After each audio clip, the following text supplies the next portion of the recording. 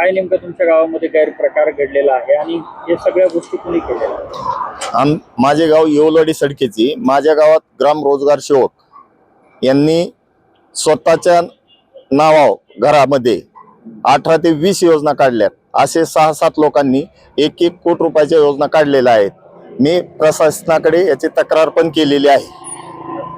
नेमकं एका कुटुंबात अशी किती कुटुंब आहेत आणि इतर गावातल्या लोकांना काही लाभ दिला गेलाय का फक्त हे 5-6 लोक योजनेचा लाभ दिला? 3 कुटुंब असे आहेत की 17-18 योजनेच्या पुढे आहेत आणि बाकीचे 10 कुटुंब असे आहेत की 5 ते 7 योजनेपर्यंत आहेत.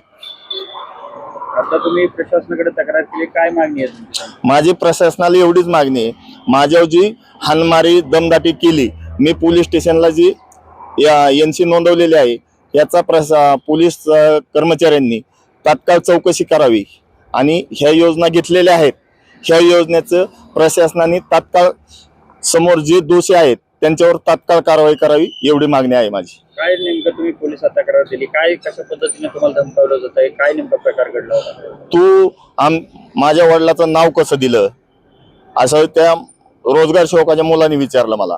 माझ्या वडिलावर एवढा तू आरोप का करतोस, ग्रुपवर का पाठवतो? आणि त्या हिशोबाने माझ्यावर 5-6 जण मिळून मारायला आलते, पण गावातले 70-80 लोक असल्यामुळे मला तिथं सोडवण्यात आलं आणि त्यामुळे मी वाचलो, नसता मला त्यांनी मारलं असतं आणि वरनं जीवे मारण्याची धमकी देत आहेत.